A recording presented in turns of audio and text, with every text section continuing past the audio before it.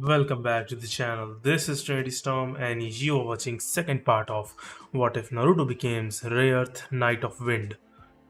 If you enjoyed this video, please like, share and subscribe to the channel. Now wasting no time, let's start the story. A man looked at Sasuke's body while he was unconscious and asked, "How is he?" Charts on his bed showed that he had an extreme chakra disruption, which was rare, but not impossible. It happened once every 10 years. Well, the ceiling left him exhausted, and whatever who blocked his chakra was well aware were to hit to disable the overall coil regeneration. Right now Sasuke Uchiha is unable to mold chakra in any way. It will take a week to make him recover his chakra usage at its fullest, and 1 month to his body to recover. The attack who stunned his chakra also messed his body in ways only seen with a Hyuga attack, another one said, holding a clipboard and staring at the first. "You've got 3 days to get him standing," the first man said. Sasuke's eyes were wide open and his Sharingan was spinning wildly. He only said one word, "Naruto." A word was full of anger. Sakura looked at the scroll in her hands. Kakashi had told her that it had several genjutsu, ninjutsu, and an advanced kata for taijutsu on it to make sure she was ready for the new Chunin exams. After all, these exams would be broadcast all over the world.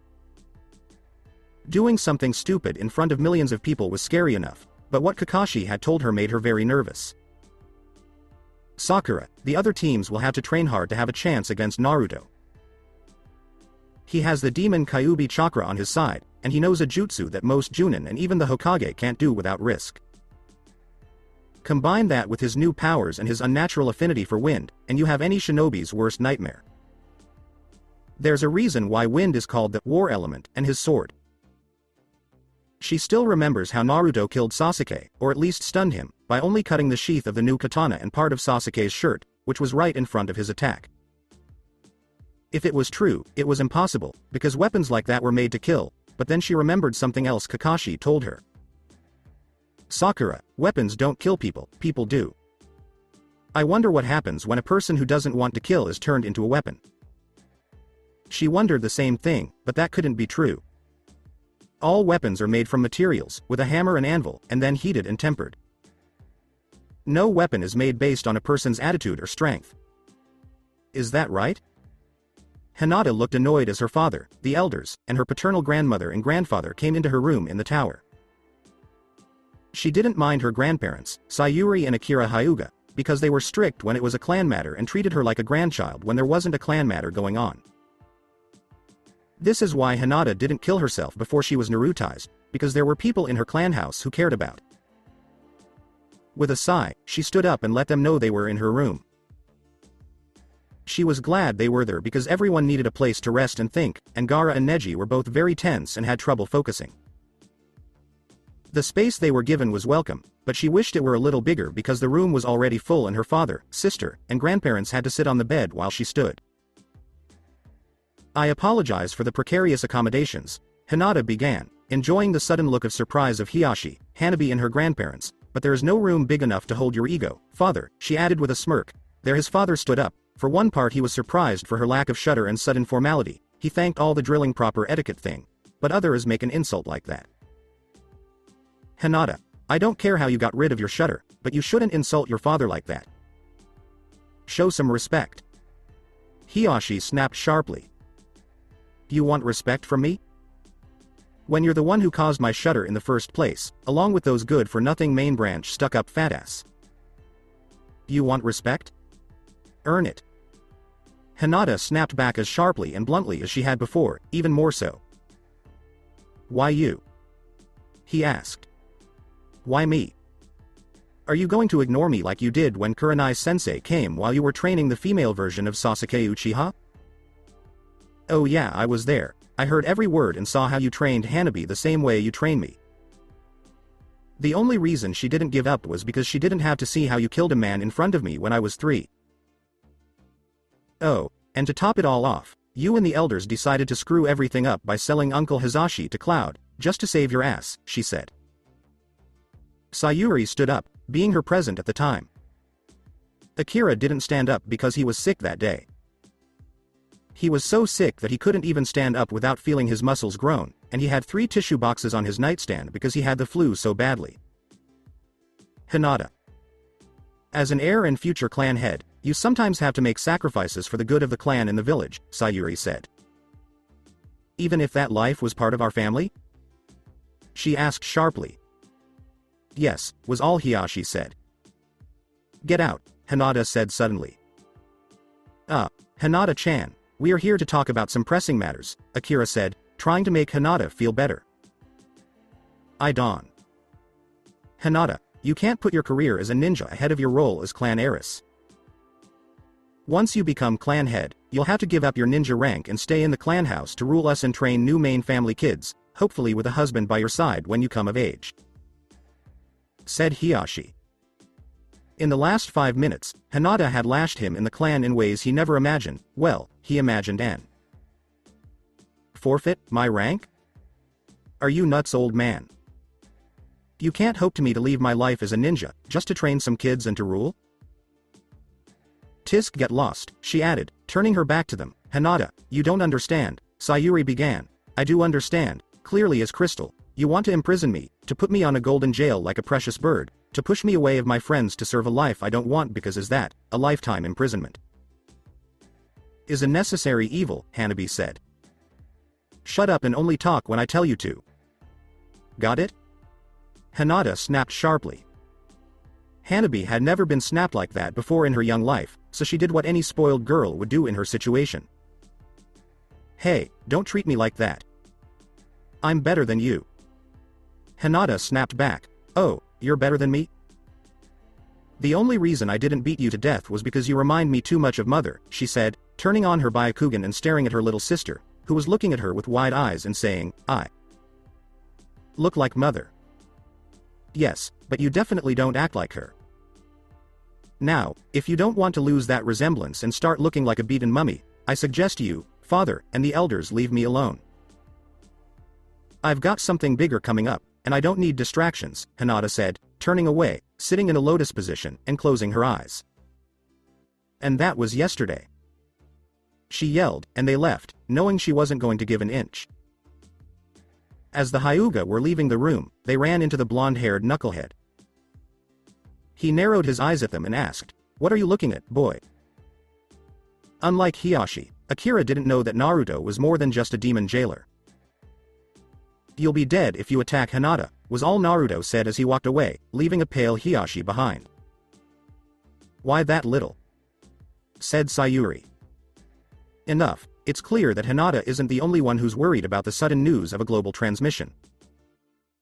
She wants to look her best, and so does he. "Don't push him any further," Hiashi suddenly said. "Why?" "Besides it, what else could he have to back up that threat?" Akira asked. "Something that makes prodigies look like babies and Chunin tremble." "Don't push the wind." Sigh. "Is it just me, or are today's young people changing too quickly for our taste?" Akira asked. "I think it is, dear, but you should hear Hiashi-kun's warnings. He rarely gives them. Remember when he told you not to take his ICHA books?" Akira shuddered, but it was damn worth it. After 3 days, Hiruzen Sarutobi looked around at the gathered genin. There were 12 Konoha genin, 3 Suna genin, and 1 Cloud genin. Altogether, there were 16 ninjas there to fight for the honor of their villages. Of course, he expected more ninjas from Konoha, since they were hosting the exams. What he didn't expect was for Sasuke to return. The medical report on his wounds. Hiruzen looked at Kakashi and saw that he had nothing to do with what was going on. In fact, Kakashi looked very angry about it, as if he had been tricked or something, like he had just seen his girlfriend sleeping with his best friend. Glancing slightly at the cameras around, he witnesses some focusing on the Uchiha, who seemed to have an eternal scowl on his face. Others focused to 2 genin legends of another villages, Gaara of the Desert and Yugito ni, both Jinchuriki, one born as a weapon of war, the other just born to strengthen the village further, but both legends among genin of other villages by their peers in missions, especially Gaara, who completed a B-rank mission without even a scratch. The cameras didn't seem to forget about their own, either. The cloud cameras were focused on the Hyuga present, Neji and Hinata, while the mist cameras were on the members of Team 7 who had survived, like Zabuza Momochi, one of the 7 swordsmen of Mist. Many cameras were on Sasuke and his sword, but only a few were on Sakura. Naruto seemed to be the one who was forgotten, since he barely got any airtime. But that would change when Naruto gets into battle.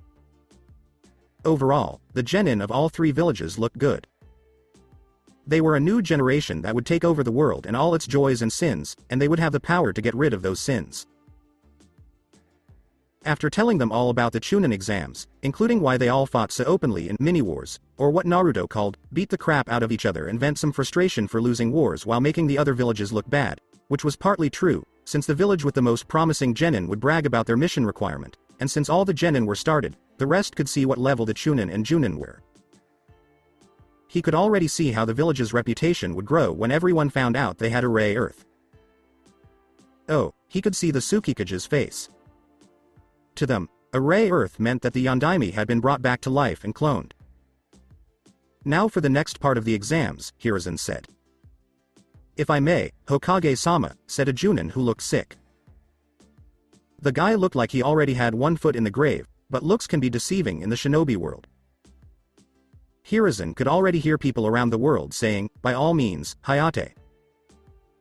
Hayate, the moon dancer, was one of the few kenjutsu experts in the village. Unlike Mist, Konoha didn't need swordsmen of high caliber.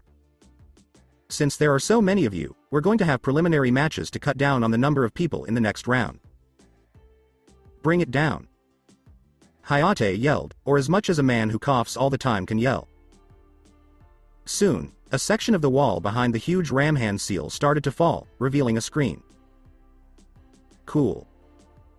Jumbo Vision, Kiba and Naruto said at the same time. No, it's how the upcoming matches will be decided, Hayate said. 2 names will be picked at random, and by special request, a fortunate, will be added to an upcoming match as a triple menace match. Also, because of this, a genin will, not be able to compete in the preliminary matches. That genin's name will appear. Now, Hayate said with a cough. Soon, names started popping up at random on the black screen, and all of the genin, except for Gaara, who doesn't know what the word anxious means, looked at the screen anxiously until it stopped on a name. Sasuke, where are you?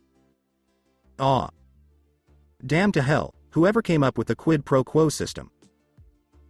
Yelled both Naruto and Hinata at the same time. It's strange. Why the brat would get special treatment, I told him that. Oh hell no. Thought Hiruzen, who had forgotten that a civilian ran the board and decided who would fight who. Note to self. Send that guy to Ibiki. No, Anko. No, Ibiki and Anko. He thought with glee. Well, the first names for the first match will show up. If your name doesn't show up, go to the catwalks and wait for it, Hayate told an angry Uchiha as he left for the catwalks. Since he wasn't in the match, he was free to watch and had a big advantage because no one else could see his fighting style. Soon, the names started to turn, and worry grew. I don't know why I'm not with my father, Hanabi said out loud as she sat on the academy benches with a few other students and watched the battle on a large white wall that was being used as a projector screen. There was no TV at that time, so they had to make do with the direct and uncut version of the transmission, without the annoying female commentators hired to introduce the matches. What do you have to complain about? You were there at least, Konohamaru said, staring at Hanabi with eyes like daggers. He was mad because he couldn't see his idol in person, only on a bad projector, and had to listen to all the kids make fun of him. Of course, what bothered Hanabi the most wasn't that she had to watch the event at the academy and not at home, where she had her own TV, but that Hinata told her not to beat her because she looks like her mother. I can't believe she held just because I look like my mother. Well, she better win or I'll make sure her recovery is hell on earth, Yashanaru. Who did say that? That's just your mind. Soon, only the first 2 names were left. Shino Aburame vs. Konkaru of the Desert. Soon, the genin started to leave the 2 contestants, one from Konoha and one from Suna, standing there and staring at each other. Konkaru said, I'll finish you quickly, and pulled the bundle he had tied behind him. Shino didn't do anything but stare at the painted genin. Ladies and gentlemen, this is the first fight ever to be televised after 3 years of self-imposed ban on Konoha. My name is Ai, and my partner's name is Irie. We will be narrating this historic exam, I said, turning to her partner. They were also identical, with the same jet black hair, green lime eyes, orange lip gloss, and even the same clothes. The only way to tell them apart was that Irie had earrings in.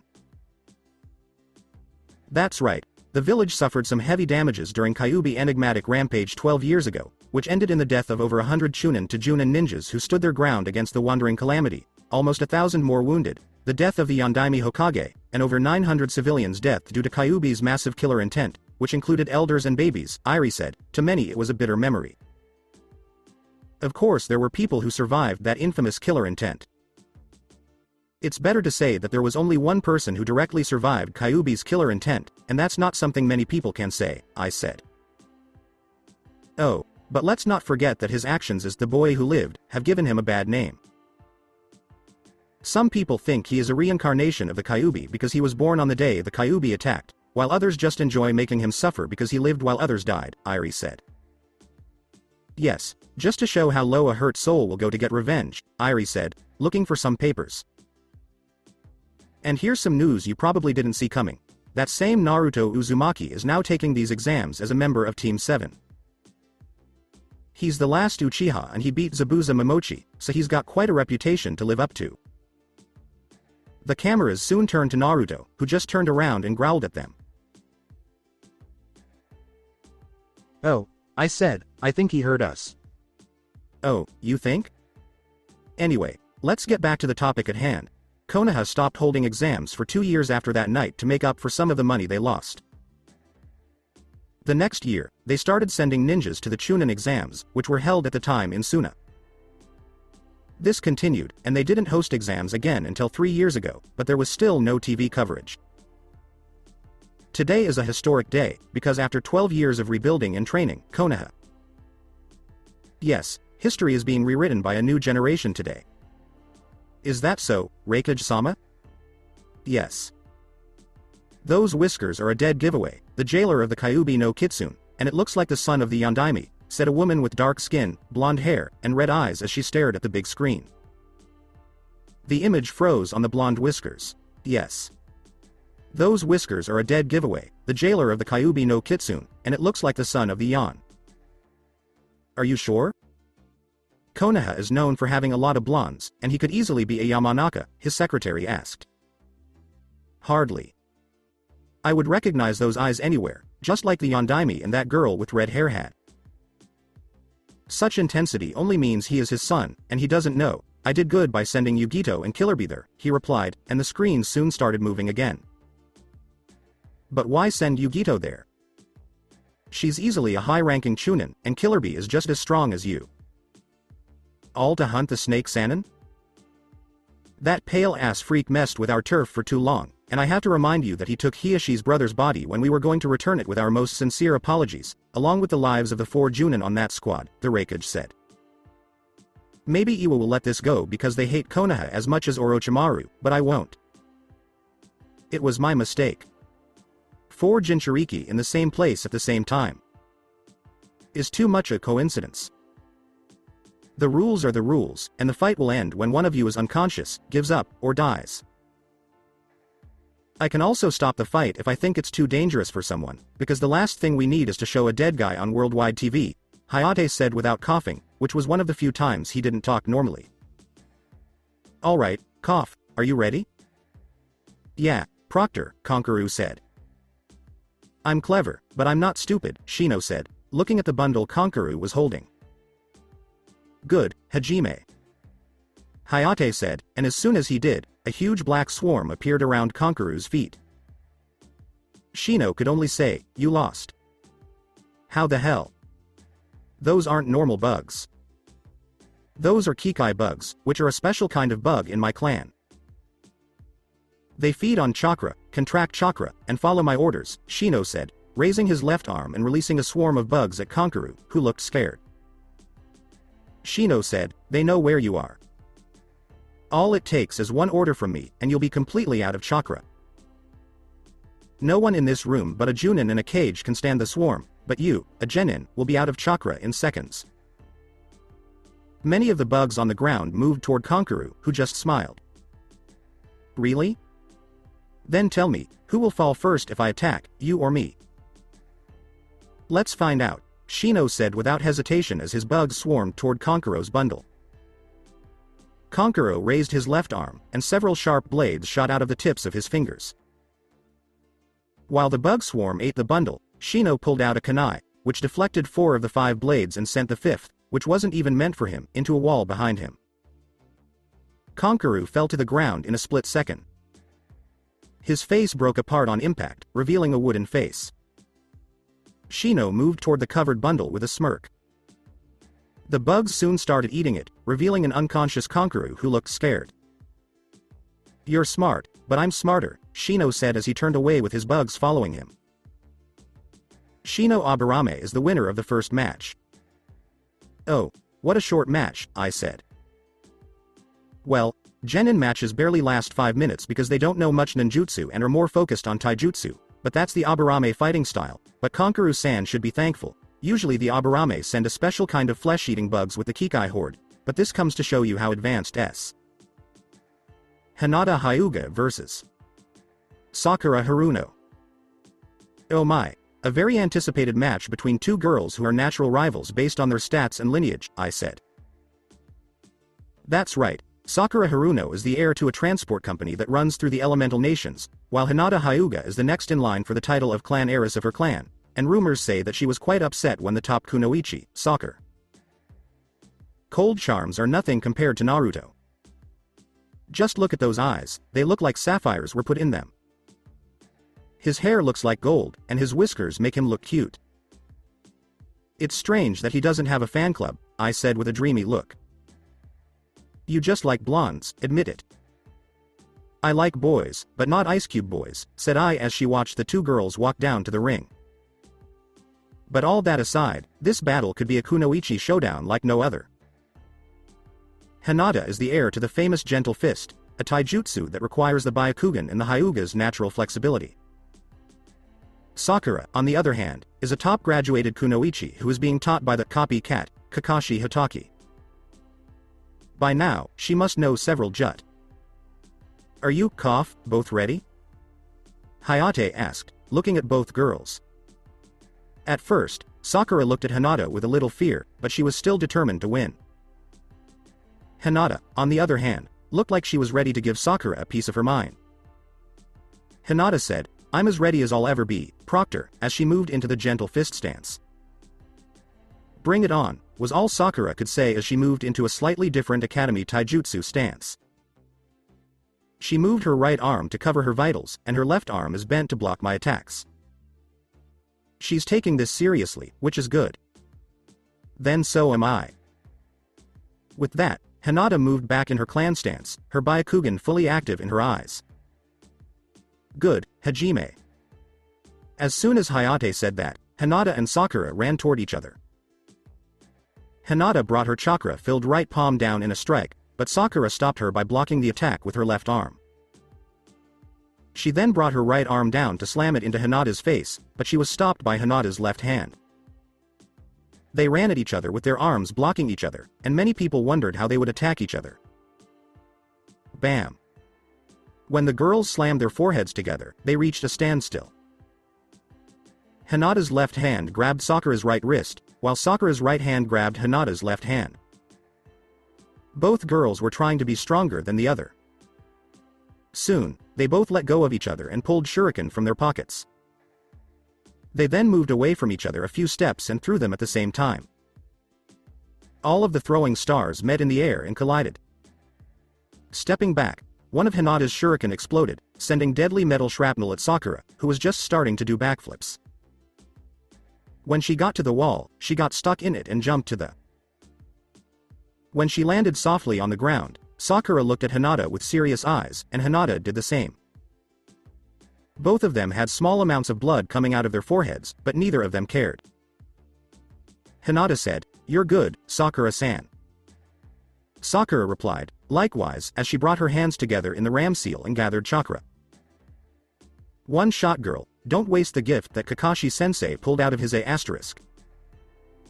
With that in mind, Sakura lifted her right arm, made a fist, and brought it to the ground. Shan arrow. She yelled as she slammed her bare fist onto the concrete. To everyone's surprise, the ground broke into several huge chunks of concrete that spread out, making it impossible to move or see. Tsunade-sama, said Shizune in a panic as he looked at what the pink girl had done. She had used Tsunade Senju's super strength, which was her claim to fame. At the same time, the legendary sucker, Densetsu no Kamo, watched the scene with mild amusement. For once, she was glad she hadn't bet on anyone, not because she didn't have money, but because she thought betting now was a bad idea, especially after seeing what she did. Shizune, as soon as this part of the exams is over, we will go to Konoha, said her master. But only if I see something more amazing than that, she added, making Shizune's head spin. Only she would bet if she goes back to Konoha or not, but what could be better than that? The answer to Shizune's question would come in the 5th match. I want ramen broth. What did you give her, Kakashi? Some genjutsu scrolls and a ninjutsu that was the prototype for Tsunade-Heime's super strength, Kakashi replied. What did you do? Calm down, Kurenai, that's not even close to what Tsunade-Heime can do, and it's only worth one shot, Kakashi said, turning to see Sakura leaning on a rock formation and holding her right hand. Her knuckles and fingers were red and seemed broken, and the bones on her hand and wrist looked out of place.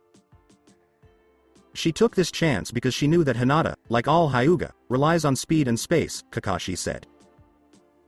Not being able to use her right hand is a small price to pay for crippling Hinata's fighting style. Oh, but you don't know what I gave her, and don't forget what's under the ring, Kurenai said. Yes, the water pipes. Oh crap. Sakura, meanwhile, leaned and panted on a rock that used to be the ring. The smoke was starting to clear, but she was sure that she had broken Hinata's fighting style in ways that no one else could.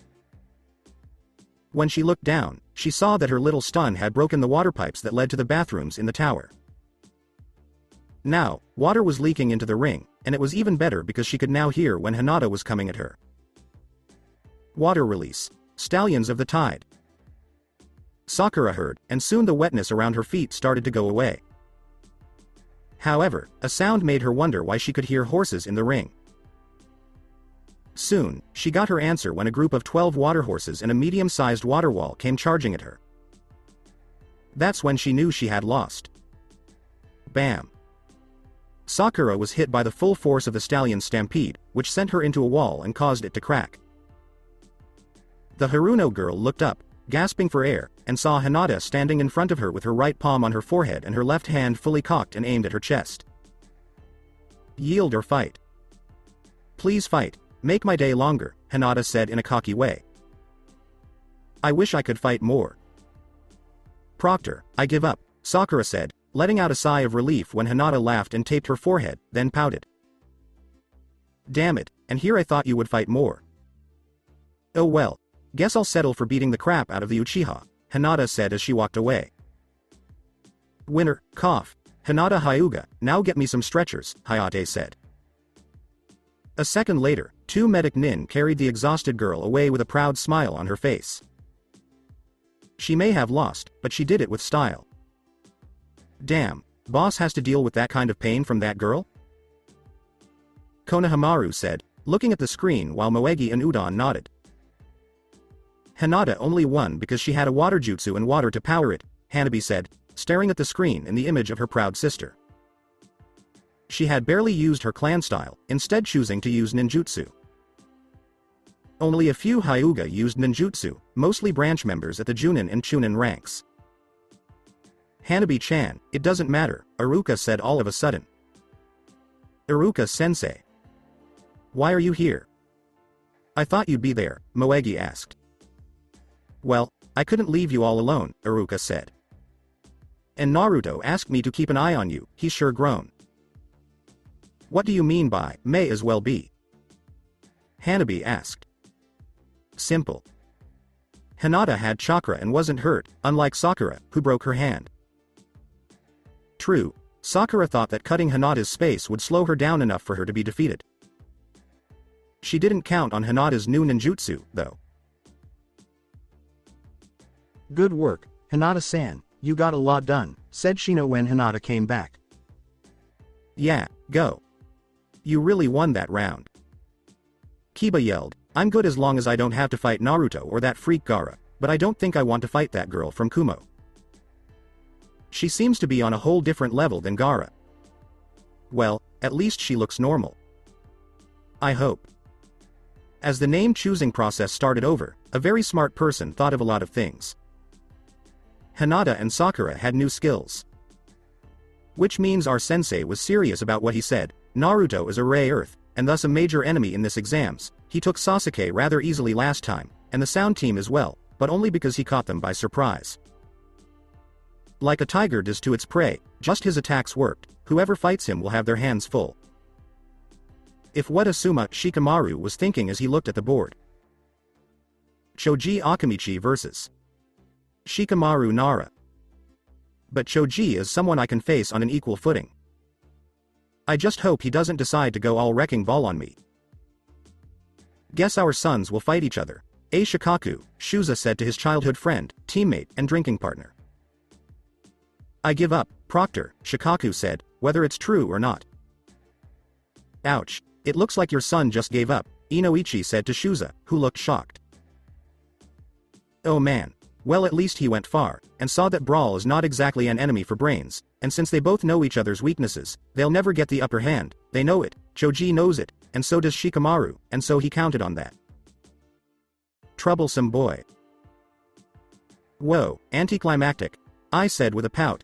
Oh, don't be disappointed by that, I-chan. It might have ended before it started, but let's not forget they form part of the same team. They know each other's moves, so they saw that a battle between one another would only be a waste of time, so they decided this, Irie said with a knowing look, but that aside, let's focus on the next match, I added, focusing on the next names on the arena.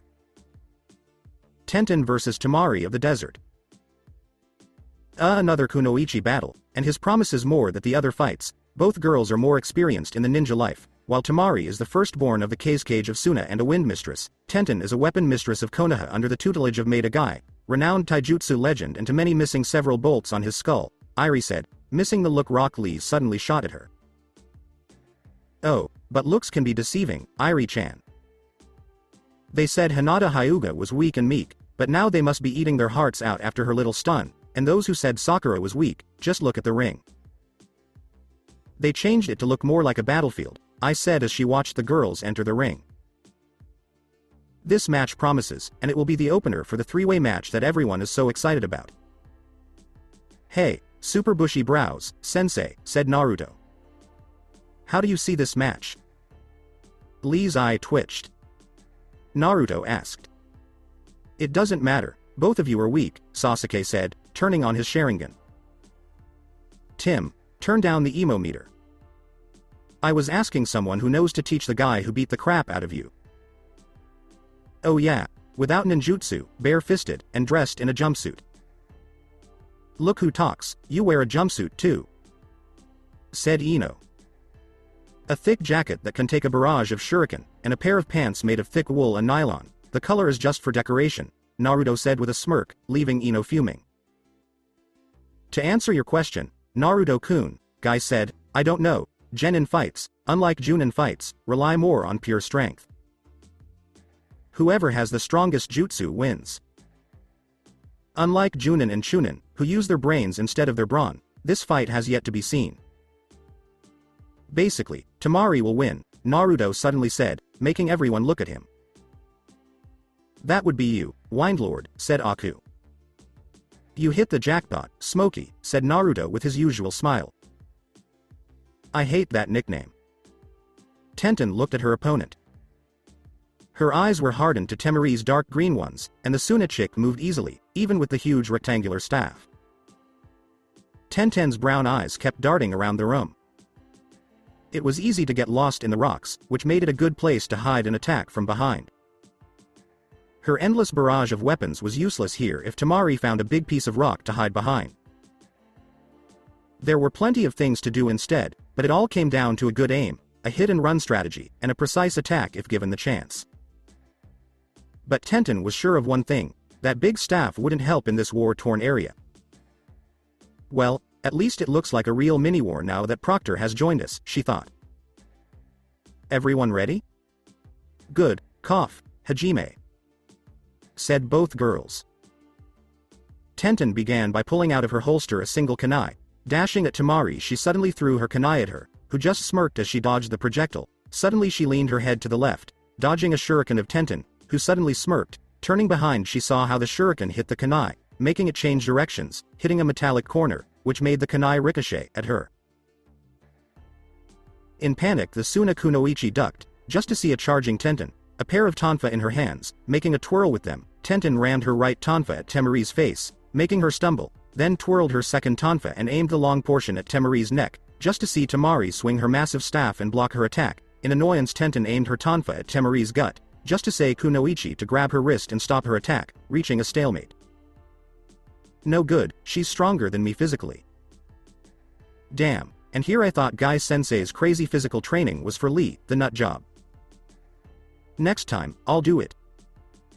I'm not crazy if I can do 1,000 push-ups in an hour, Tenten thought as she and Temari started to struggle. Kuso, she's better than me up close. If I lose, we'll have a lot of problems with the invasion, and Baki-sensei is already mad at Konkaru for not doing his job well. I have no choice but to attack with everything I have. Soon, Temari pushed Tenten away. With her hand still on her staff, she lifted it and swung it down at Tenten, who had no choice but to block the massive blow. The weapon mistress's legs gave out, and she went down on one knee to hold the massive blow, the tonfa wood groaning from the sudden stress. I knew I should have pulled the metal ones, Tenten said as she slowly slid out of Temari, leaving her weapons behind. She then pulled out 2 scrolls and said, I don't care about the terrain, I won't give Whiskers another chance to humiliate me like he did last time. Tenten then smashed the ends of her scrolls into the ground to make the rat seal and say, Ninja Art, Twin Rising Dragons. In a huge puff of smoke, 2 snake-like dragons made of smoke spiraled toward each other. Soon, the Tenten scrolls were fully unrolled. With a burst of chakra, she jumped, and at the top of her jump, she started to spin, touching some of the kanji written on the paper. Puffs of smoke revealed later that she was holding weapons. Suddenly, she started sending a deadly barrage at Temari, who narrowed her eyes. Suddenly. Screw you, Panda Girl. This is 1 moon. When I get to 3 moons, the match will be over, Temari said with confidence. We'll see about that. With that in mind, Tenten suddenly moved her fingers, and the weapons on the floor seemed to come to life and move at her command. The ones held by her left hand were aimed at Temari, who jumped out of the way, only to flick her huge fan again, opening it even more and revealing. Tenten's hands now had brass knuckles on them. Temari's eyes widened when Tenten rammed her right hand in a hook-like way into her kidneys. The Wind Mistress grunted in pain and took 2 hard blows to her midsection before she gave up.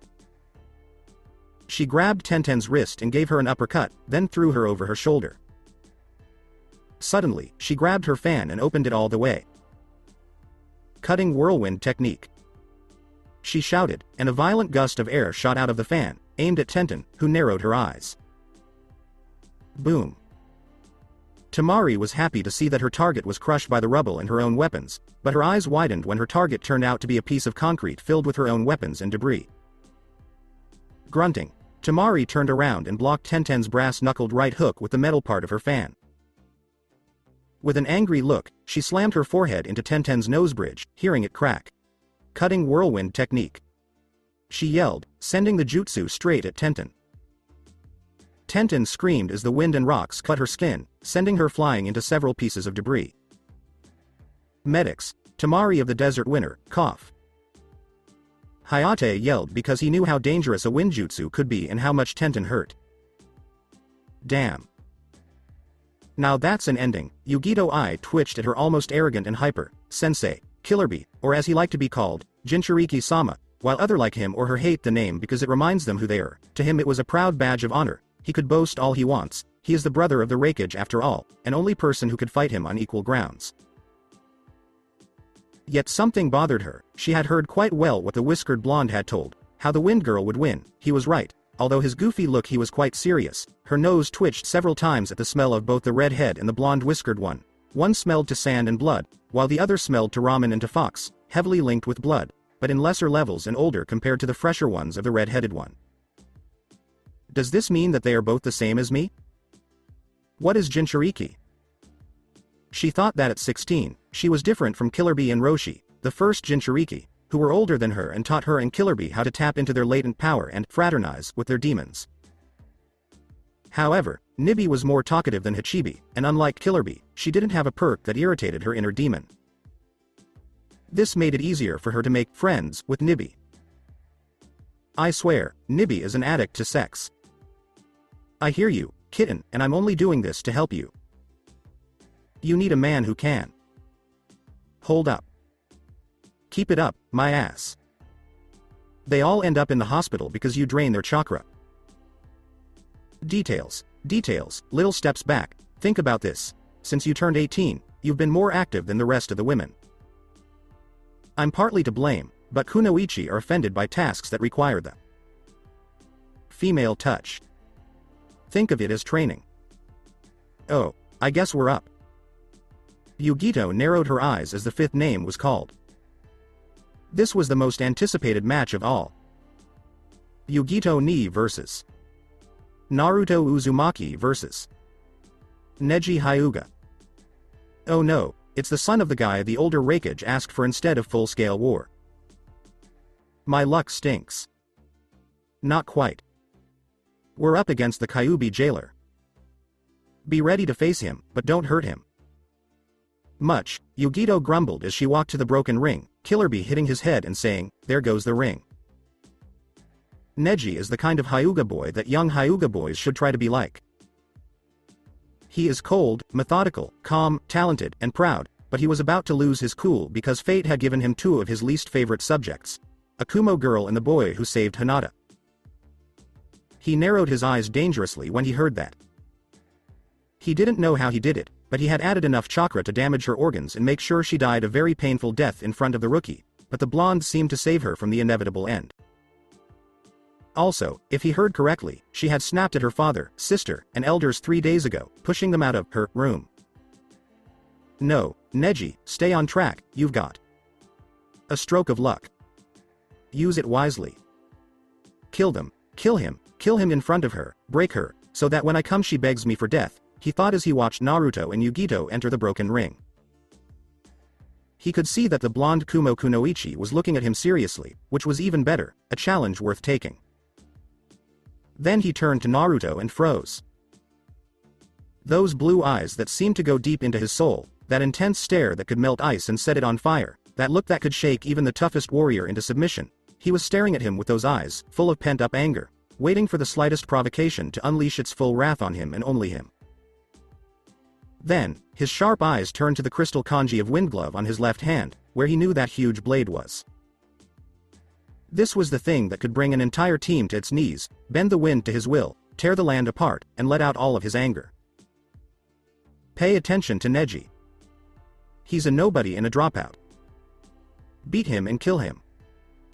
Are you, cough, 3 ready? Hayate asked. Yes, Proctor, and Yugito purred. Bring it on, coughs, said Naruto, with his right hand hovering over his glove. My eyes tell me you fear nothing.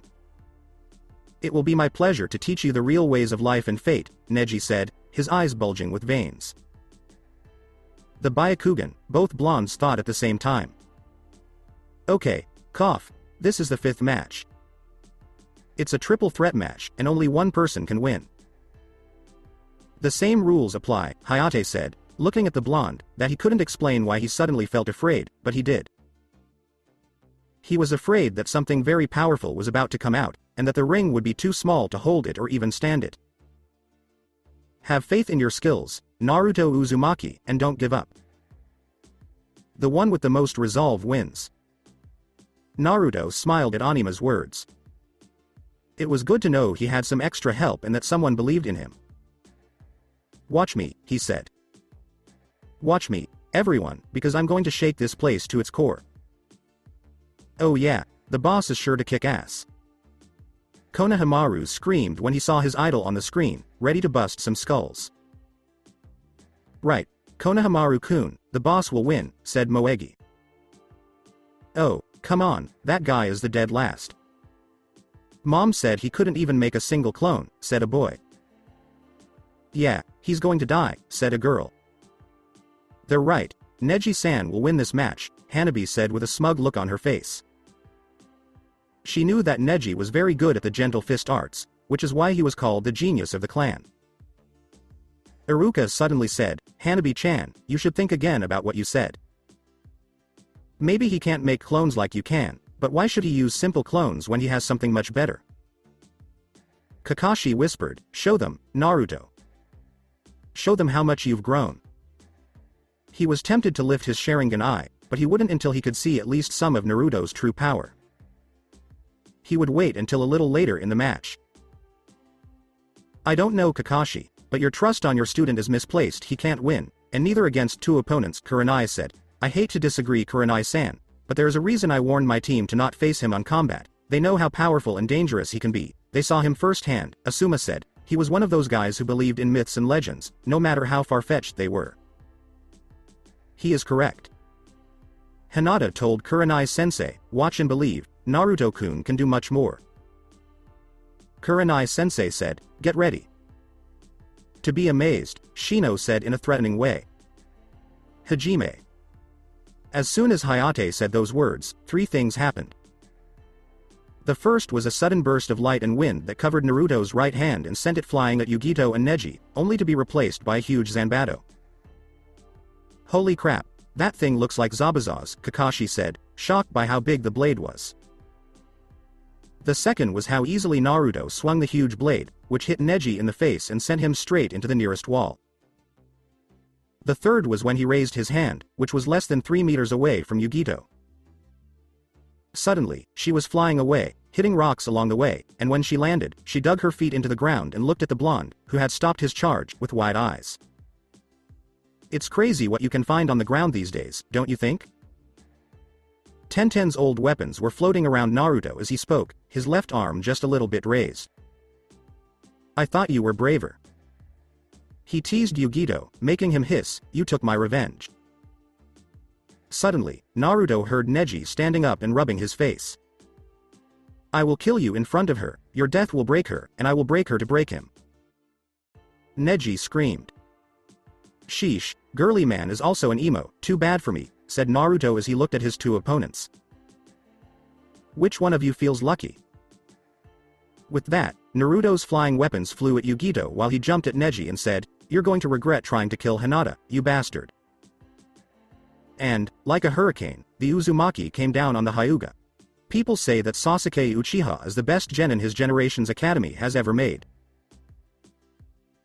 This is because, unlike other genin, he was born with the blood of his clan, the Uchiha, which was known for producing prodigies like Madara Uchiha and Itachi Uchiha, among others, though everyone forgets that these prodigies always betrayed their home village.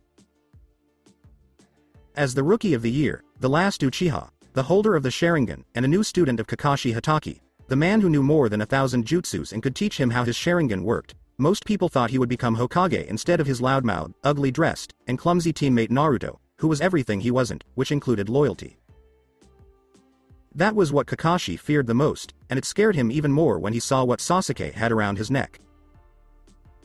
Sasuke craved power, and he would sell his soul if he had to, just to get the power he needs to kill Itachi. The problem was that, unless a miracle happened, Sasuke would never be able to do that, because, unlike Sasuke, Itachi had broken records since he was born. So what Kakashi was afraid of was that anyone who was offered power, no matter how loyal they were to Konoha, would leave to follow the promise of empty power. Sasuke had also become envious of people who had more power than him. Hinata was a good example of this. Hinata's father and clan were terrible to her, but Sasuke took it to a whole new level because she was the best taijutsu student before him in her Byaku. Bam! Kakashi was a little surprised to see what happened when Naruto's huge blade hit the ground. There was a huge explosion of dust, and Neji flew away and landed softly on the ground. This was the first time Kakashi had seen Naruto's destructive power. There was now a huge hole where the sword had hit, and a piece of the wall had come with it. Interesting, the attack spread out, then focused on a single point. Whoever gets caught in it won't be able to stand for long. On the ring, the Uzumaki boy looked at the Hyuga prodigy, who just narrowed his eyes at him, his Byakugan blazing at the blonde. Pathetic, was all Neji could say as he ran at Naruto, this one lifting Kei's no Yaiba easily and deflecting the first palm strike, the massive size of the blade forcing the Hyuga boy to go along with his deflected palm trajectory. Both boys heard, fire release, and, spectral ember shot. When they looked at the center of the ring, they saw Yugito blow a barrage of blue and purple fireballs out of her mouth. Neji jumped away from the attack, while Naruto stuck the blade in front of him and used Kei's no Yaiba as a huge shield to protect his small body.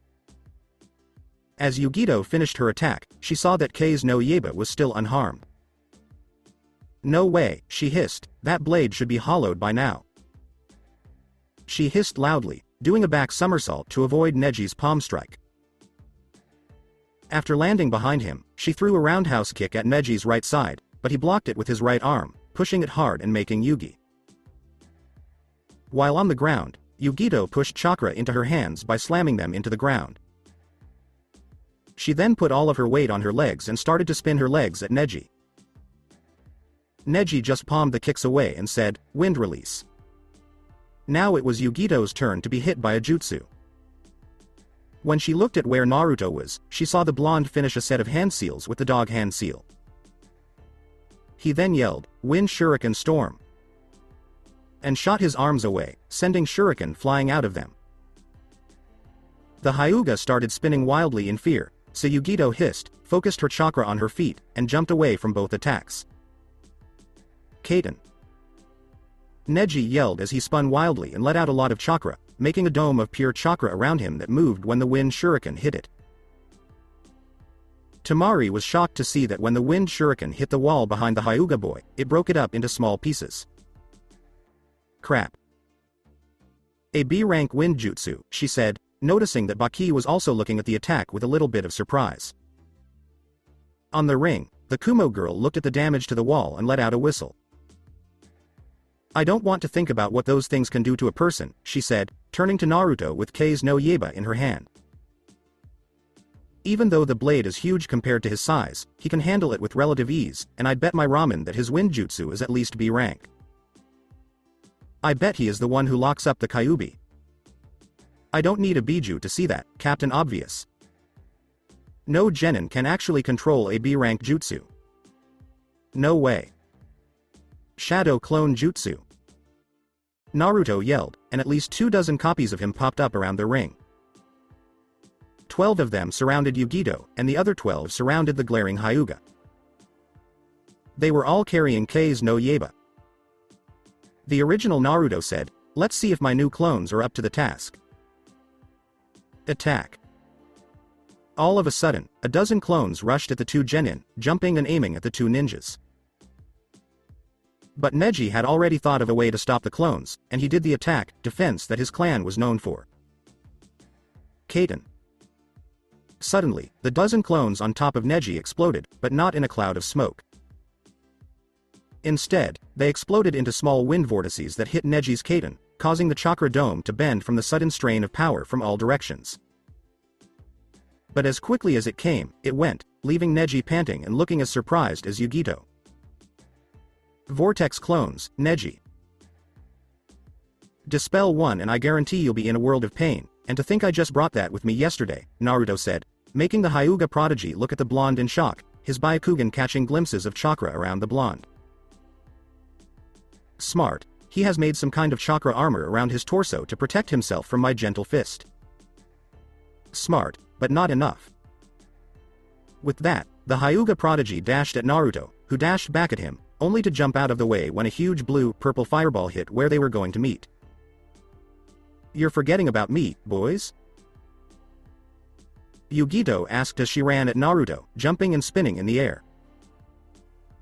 Suddenly, she dove at him, clawing his chest and leaving a 4 bloody claw gash on his chest.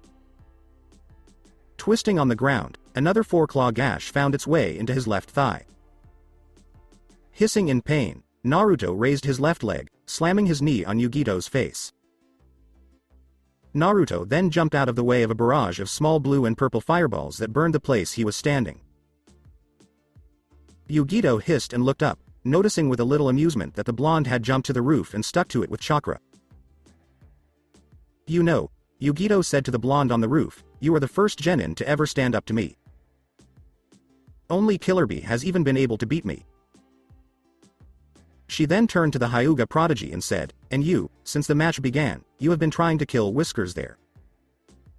Hey. I'm above you and I can hear it all. What did he do to make you mad?" "From what I've heard, he's only pulled harmless pranks. Except for that paint bombing on the Anbu quarters," she muttered. "That was you," yelled Kakashi. "Calm down, Kakashi. I'm sure he had a good reason." "Actually, I didn't. I had the paint and balloons. His exploits are legendary in Kumo, and in Iwa, he is even revered for them. It's not every day that their enemies are embarrassed by a boy who hasn't even reached genin rank," she said with a smirk. "But in the end, they were harmless pranks that didn't hurt anyone except their pride. They also helped the new Chunin learn about Konoha's deepest hiding places and quickest routes, so I don't know what Whiskers did to the Hyuga clan to make you so mad," she asked, raising an eyebrow. "Actually, nothing. I was crazy, but not suicidal, and the thought did cross my mind when I saw how plainly painted their compound was," Naruto said while he was still stuck on the roof. "See, so why is he so angry all of a sudden? I would understand that if it were me, since our greatest shame cost you and your clan your father," Yugito said, making Hinata look sad. "Okay, rewind," Naruto said suddenly, landing near the center of the ring and not seeing Hayate anywhere. "What happened between Konoha and Kumo?" he asked firmly. "It's a touchy subject for both Kumo and the Hyuga clan. It all started with an idea from our former Raikage. Our village didn't have any bloodlines, but Konoha did, so he came up with the idea of capturing a female Hyuga so she could have 2 children who could use the Byakugan, no matter what their status in the clan. Those 2 children would then have 2 children of their own, and so on. It was in the Hyuga clan, when the next clan heir turns 3, he or she is presented to me, who will be his or her bodyguard," Neji said, pulling off his headband to show bandages on his forehead. "It is also tradition for the clan to mark all branch members at that age," he said, showing his forehead, which had a green X in the middle and 2 black lines on either side. "Yeah. You got a tattoo on." "Yes, this seal is put on all the branch families of the clan." "Okay, I'm confused. Is the clan split in 2? Neji asked. "Yes, the main branch, which has fewer people but rules us with this seal and is more open in village and clan politics, and the secondary branch, which has more people but rules us with this seal and helps block the Byakugan cells on our brains, making it impossible for us to use the Byakugan." "Well," started Naruto. "That's a crazy family you have, but that doesn't explain why you tried to kill Hinata back in the forest." "You still don't get it, huh?" Neji asked, laughing. "I'll get it faster if you just swallow your Hokage tower-sized ego and tell us," Naruto hissed, making Neji twitch. "Very well, since you're so eager to hear, when Hinata-sama was 3 years old, Kumo sent a delegation of dignitaries to negotiate a peace treaty with Konoha, to heal old wounds from the war. But it was all a waste of time. On the night of that day, they broke into the clan compound, found Hinata's room, and took her.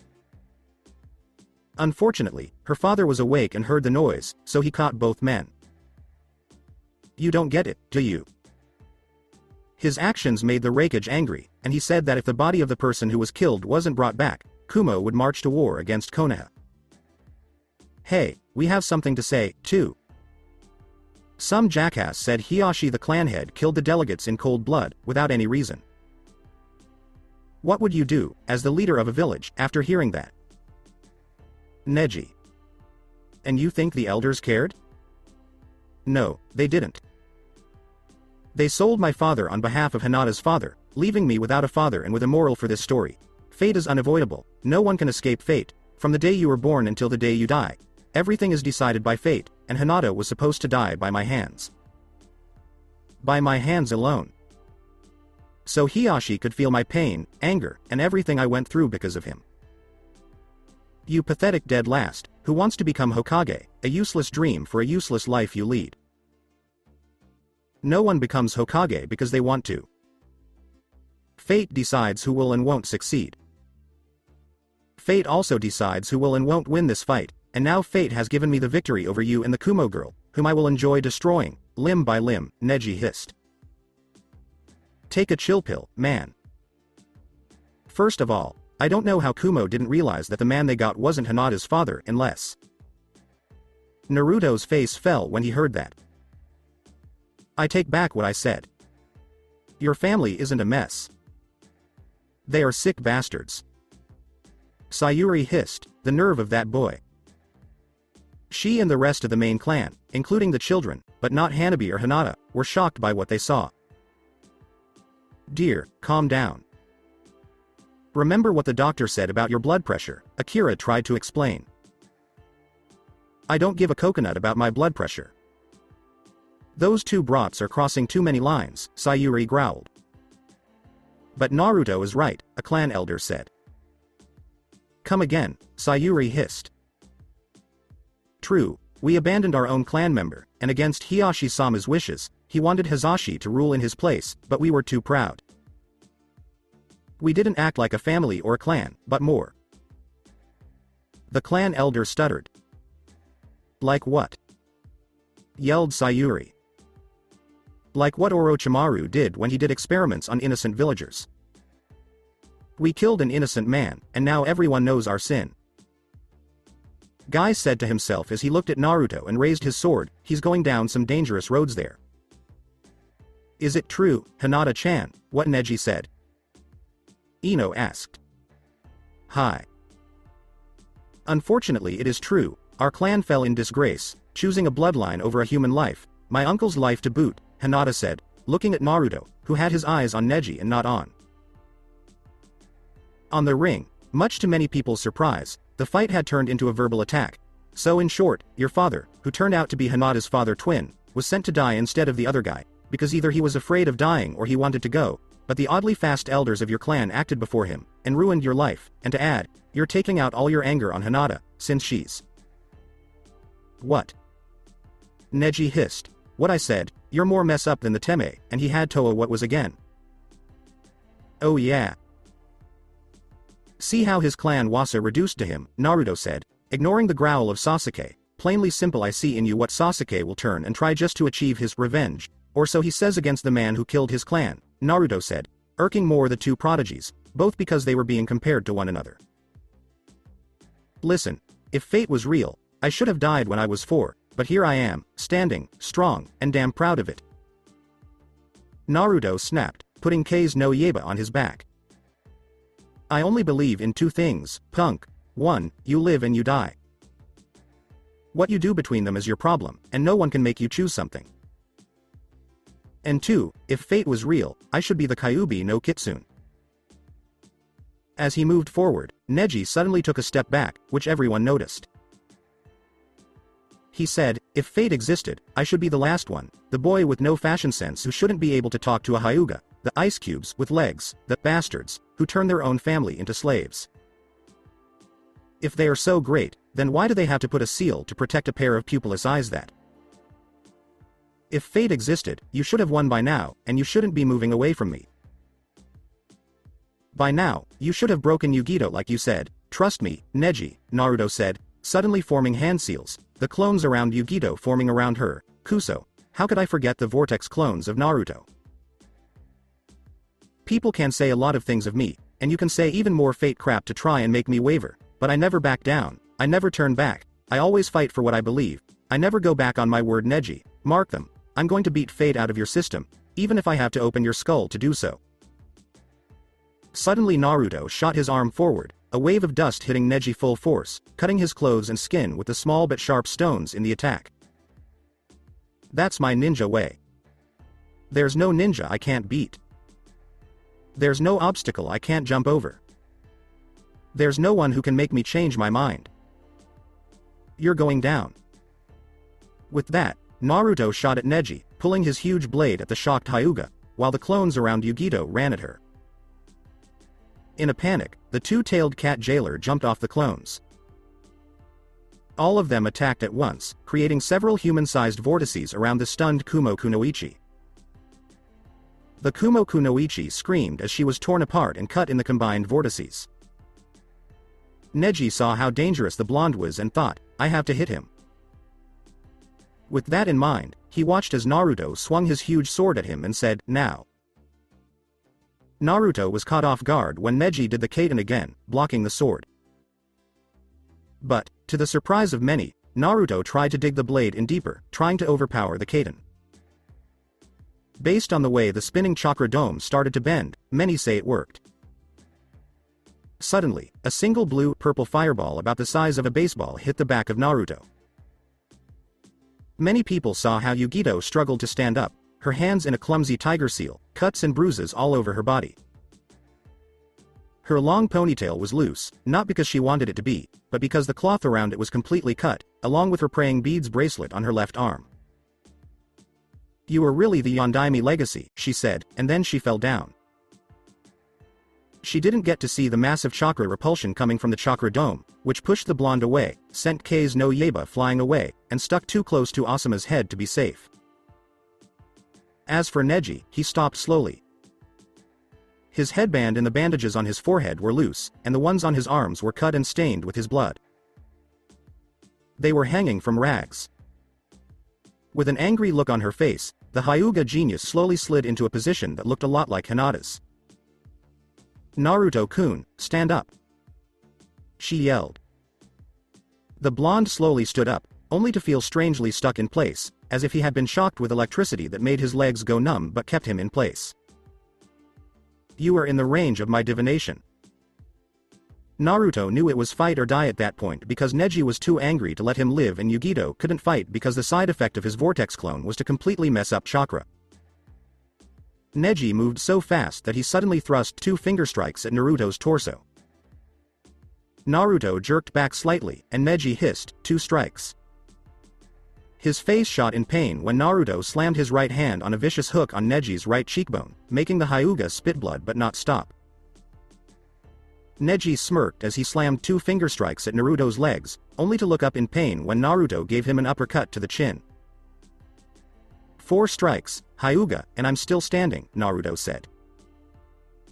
In anger, the Hyuga slammed 4 finger strikes in an amazing display of his dexterity and stamina, all aimed at the blonde arms.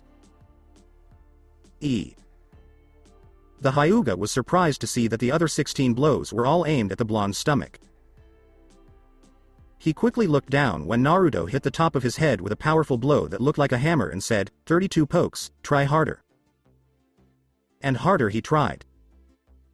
With all his strength, Hyuga pride, and bravado, he slammed the last 32 blows into Naruto's whole body, ending with a huge palm strike to the blonde's chest that sent him flying. Neji was happy, but his happiness turned to shock when he suddenly found himself flying above Naruto. Why? Why don't you give up? He yelled, looking. At least a minute of silence fell over the arena as everyone looked at the 3 downed genin, one of whom was countering a Hyuga attack while the other did it. Suddenly, Naruto gasped, his breath coming in short, uneven bursts. Bastard, he hissed, turning on his stomach and trying to stand up, but he ended up on his knees, hurt and bruised, but fine compared to the rest. Hey, girly emo, Naruto said. Are you still alive? He asked, but all he heard was a groan. I'll take that as a yes. Punk, he said, grimacing and looking at the remaining Rookie 9 and the last member of Team 9. Hey, bushy brows. Sorry for using your teammate as a ragdoll, he said, looking at where K's no Y. Slowly the Hyuga prodigy stood up, looking at the blonde, who was on his knees and giving him the back, looking at the impaled sword. Neji smirked, holding his broken left arm. Nothing a cast and a lot of cinnamon buns couldn't fix. He began slowly to advance at the unaware blonde, his right hand pouring chakra. He had a clean shot, and he was so going to damn use it. The others tried to say something, like, look out, or, behind you, but nothing came out. They tried to signal him, but Naruto was focused on his sword, and Sasuke just smiled. It had been a good match, and now that he knew who he was going to fight, he would be ready for the Hyuga prodigy. This is the end. Dead last, Neji hissed, raising his shaking right hand and aiming it at the blonde's head. This is reality. You were born a loser, and you will always be a loser. He screamed, diving his hand at the back of Naruto's head. The Chunin snapped at the start of the attack, but it was too late, too close, and there wasn't much that could be done. Neji's eyes widened as the nerves in his stomach flared with pain. He let out a pained scream as he felt his chakra there closing on a rush. Looking at the blonde, he saw that Naruto was pretty much standing and holding Kei's no Yaiba. Suddenly, Naruto swung the blade again, and Neji screamed louder as he felt the blade go from his left shoulder. So. That's what happened to Sasuke, but on a bigger scale, Kakashi thought as he looked around. The Chunin were completely shocked, Guy even more so. Lee was staring wide-eyed, and Lu had his mouth open. Hey, Neji, Naruto gasped. What would your father think of you if he heard you talking about fate like it was all in your life? He would beat the crap out of me, Neji replied. Stop living in the past if you want to have a future. Maybe you have better eyes, but you can see farther than me. With that, the Hyuga prodigy fell down and fell asleep. Suddenly, Hayate appeared in front of Naruto. What? You want to try, too? A tired Naruto asked.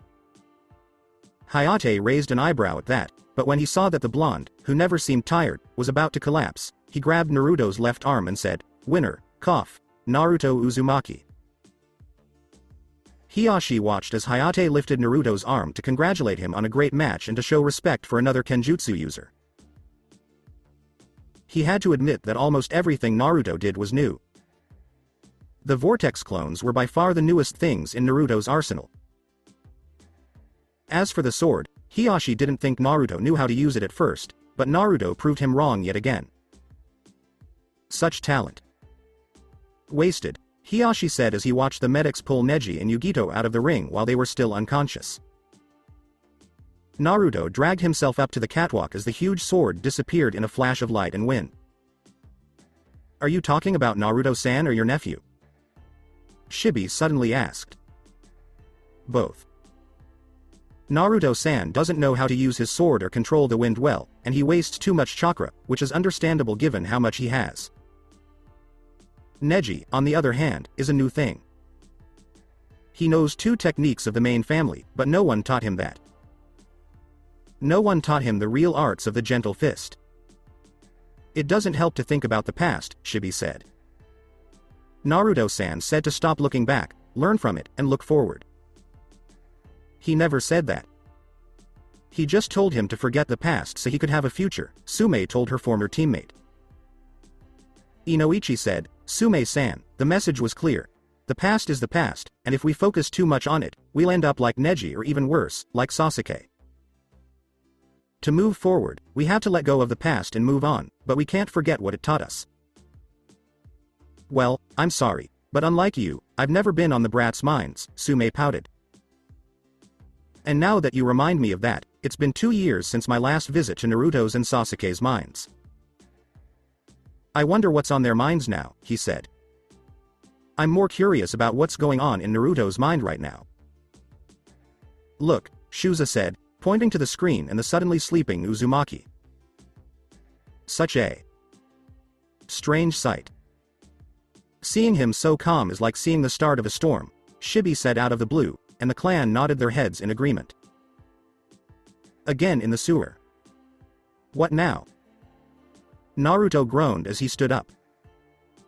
Man, not even in my mind, I feel fine.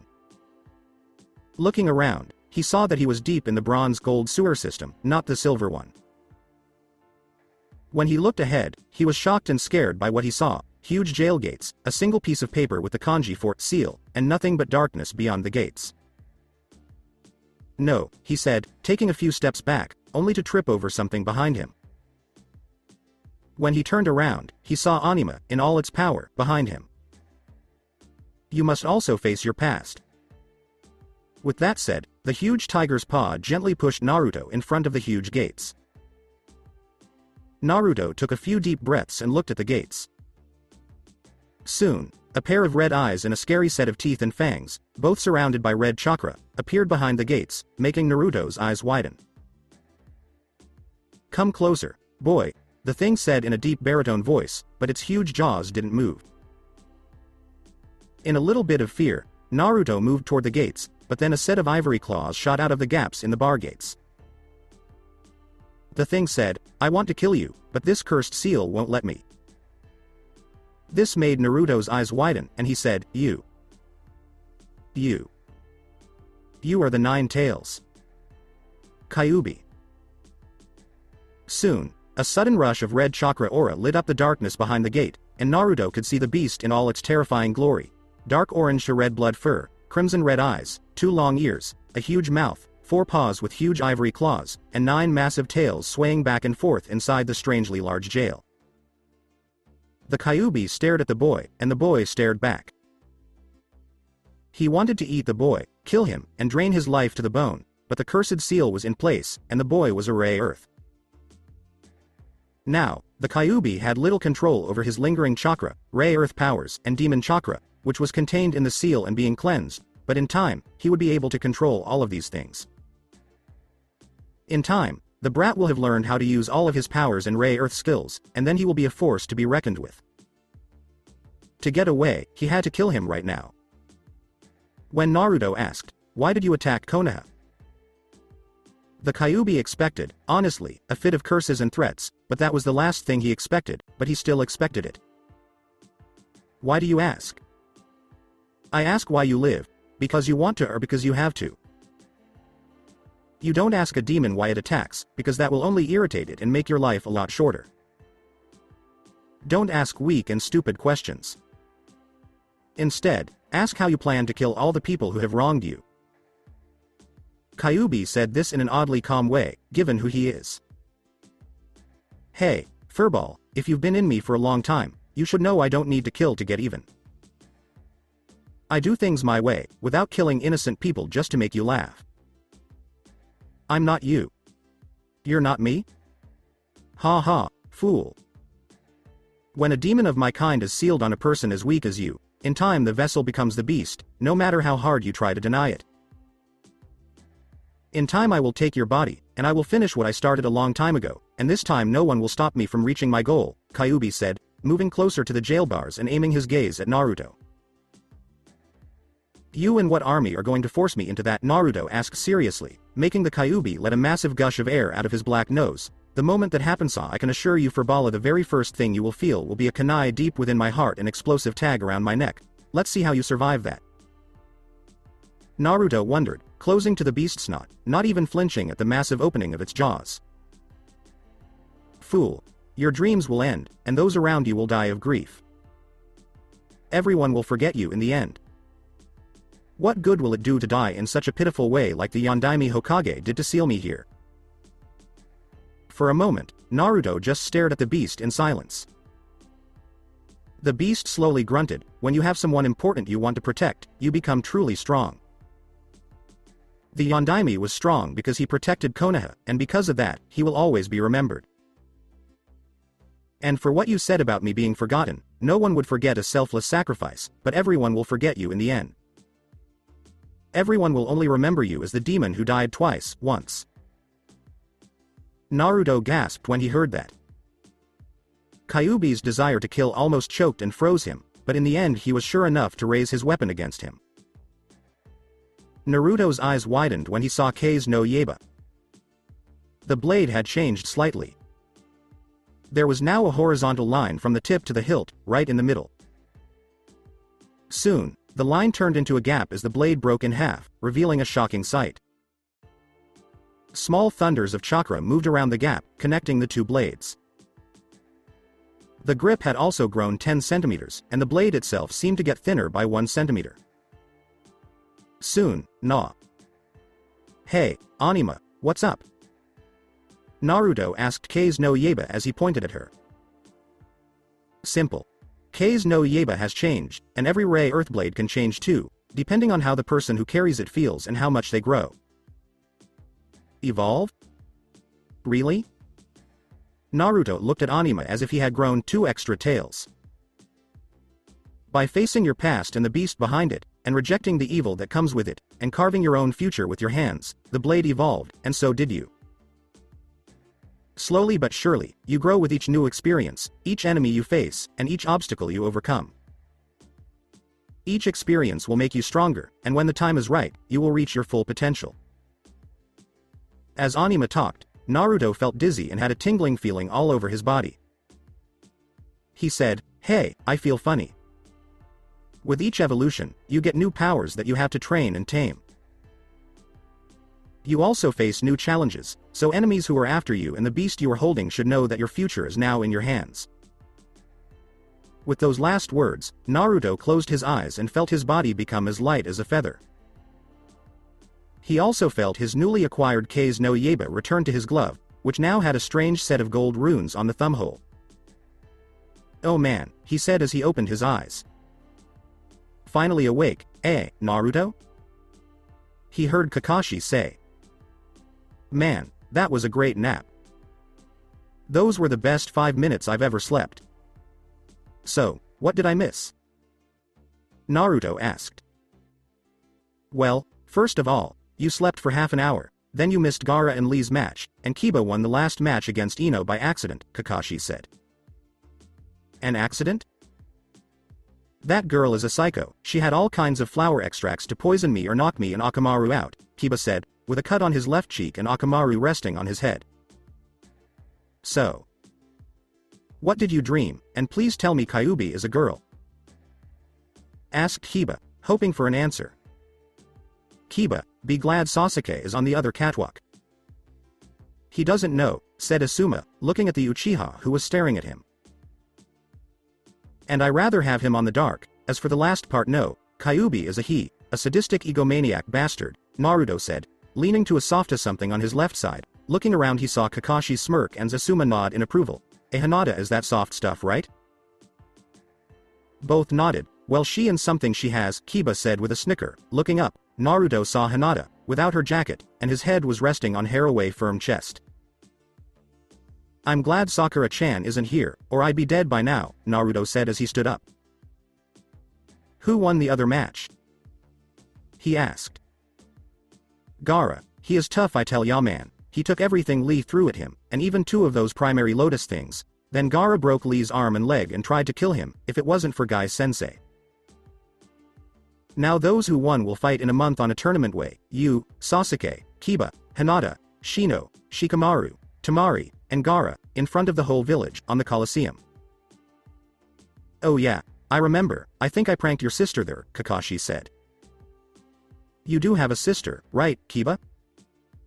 "I just took some pictures of her petting her dog, and now she's all over the village looking for me." "You took those pictures of her while she was on a bra and spread them around a male convention that day," Kiba said, shaking at the thought. "Mom was grateful, but the many pretenders Hana-chan had and still has are all your fault." "Okay, what are we waiting for now?" asked Naruto. "The Hokage has to go to an important reunion. It will only take 5 minutes. "Oh, here he is," said Kurenai as she looked at the Hokage, who was standing next to Anko, Hayate, and Ibuki.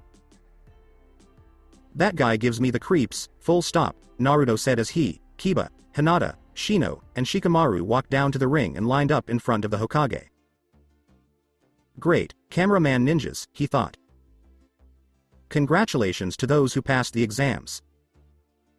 Now that the number of candidates is lower, we can move on to the third part of the exams," said Sarutobi. "What are these exams?" asked Shikamaru. "In a month, you will all fight again in a tournament, and based on your overall skills, a few of you will be chosen to move up to the rank of Chunin." The Hokage asked, "So, whoever wins the tournament gets the promotion?"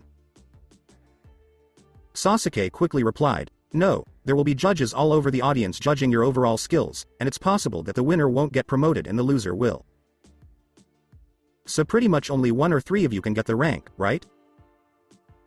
Naruto asked.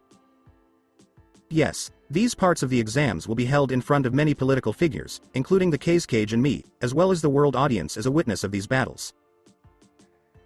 Now for the real deal. There are 8 of you. Anko will pass with a box, and in the box there is a number, and that number will tell you what position and opponent you will have. Ibiki held up a clipboard and said, "Please tell us the numbers you got." "I got 2, said Naruto. "I got 4, Ibiki-san," said Hinata. 3. "What a drag. Can I switch?" asked Shikamaru. "Nope, next," said Ibuki with a laugh. 8, whispered Gaara. 7. "Perfect," said Sasuke. 1. "Good," said Temari while smirking at Naruto. "I got 5, said Shino.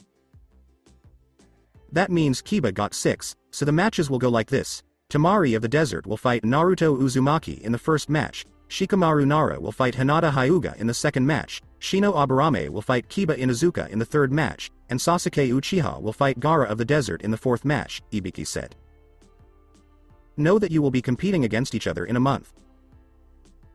Work hard to improve your skills and make sure you are at your best, because in a month, the whole world will see you at your best. Kisame, Itachi, you saw everything, didn't you?" a voice said in a cave, where 8 figures stood in front of a big screen. "Yeah, boss, we found 3 of the jailers, but I'm not sure if that black guy with muscles is one," the shark man said. "True. Yet again, your goals win, you saw who they are, mark your targets. After the exams, we'll go after them, except for the 9 tails," the voice said as it opened its eyes. Its pupils had strange rings around them. "Kisame, Itachi, the 9 tails is a major threat to us if we don't stop him. In 3 days, he learned 2 powerful wind jutsus. If we let him train for a month, he will get to a level where you two will find it hard or even dangerous to catch him. Go to Konoha right away and catch him." Both men looked at the man with the ringed eyes in mild surprise. "Leader Sama, why don't we give the kid a chance?" "He can't be that bad," Kisame said. "You idiot, I won't make the mistake of underestimating that boy with the power he has," Leader Sama replied. "Go. Bring me the Kyuubi Rayearth, bring me Naruto the Maelstrom." "Tsunade-sama, are you sure about this?" Shizune asked as she held Tenten close to her chest. "Yes, I bet that if I saw something more impressive than the girl imitating my super strength, then we would go back to Konoha," Tsunade said as he lifted a man by the neck. "You must pay." The man screamed as the slug Sannin threw him away. "I don't know why we keep getting these weak debt collectors," Tsunade said as she kicked a guy in the ribs. "Because they could come in at any time and kick us out of a casino?" asked Shizune. "Oh, yeah, okay, let's go," said Tsunade, half excited. "Tsunade-sama, are you really sure that Konoha has some?" "Please, Shizune, like that kid said, if we want a future, we have to let go of the past," the slug princess said as she and her apprentice walked up the road to Konoha. Neither of them knew what would happen in a month. So that's it for today. I hope you guys enjoyed it. Don't forget to like, share and subscribe to the channel for more awesome stories like this. Thank you. See you all in my next video.